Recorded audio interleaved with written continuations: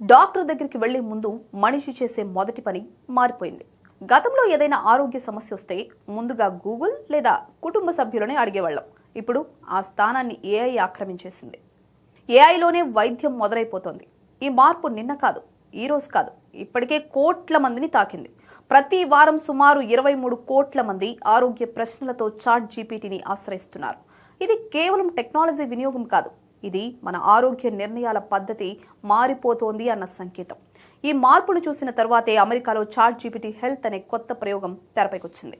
Medical రికార్డులు చదివే సామర్థ్యం, ల్యాబ్ రిపోర్ట్లను సింపుల్గా అర్థమయ్యేలా చెప్పడం, ఫిట్నెస్ యాప్ డేటాను రోజువారీ అలవాట్లతో కలపడం వరకు ఈ ఏఐ ఆరోగ్య సహాయకుడిగా పనిచేస్తోంది.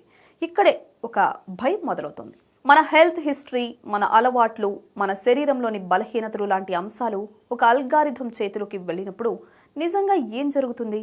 ఇది మనకు సహాయం చేస్తున్న స్మార్ట్ డాక్టరా, లేదా మన వ్యక్తిగత ఆరోగ్యాన్ని డేటాగా మార్చే వ్యవస్థనా?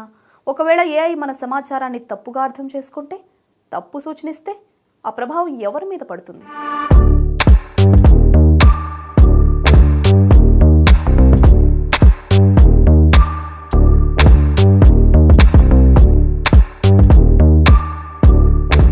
ఈ కొత్త హెల్త్ ఏఐ ట్రెండ్ వెనుక ఒక పెద్ద కారణమే ఉంది. ప్రపంచవ్యాప్తంగా హెల్త్ సిస్టమ్స్ పై ఒత్తిడి పెరుగుతోంది. డాక్టర్ల కొరత ఉంది. అపాయింట్మెంట్లకు వారాల పాటు వెయిట్ చేయాల్సిన పరిస్థితి నెలకొంది.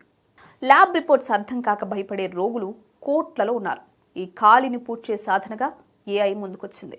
చాట్ జీపీటీ లాంటి ప్లాట్ఫామ్స్ రిపోర్ట్స్ను సింపుల్ భాషలో వివరించడం, డాక్టర్ను అడగాల్సిన ప్రశ్నలను ముందే సిద్ధం చేయడం లాంటి పనుల్లో సహాయకుడిగా మారాయి. ఇది వైద్యుడి ప్రత్యామ్నాయం కాదు, కానీ వైద్య వ్యవస్థకు ముందు తెరుచుకునే గేటుగా మారుతోంది.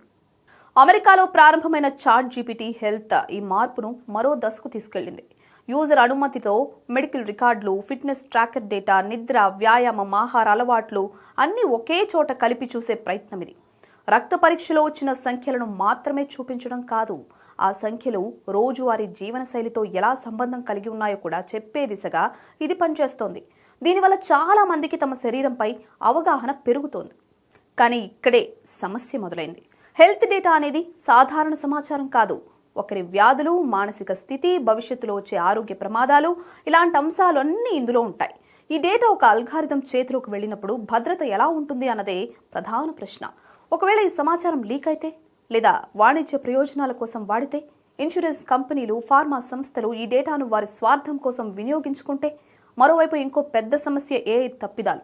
ఏఐ ఇప్పటికీ తప్పులు చేస్తుంది. దీన్ని హెల్యూసినేషన్ అంటారు. లేని సమాచారాన్ని నమ్మకంగా చెప్పడం అన్నమాట. ఇది ప్రమాదకరం కాదా?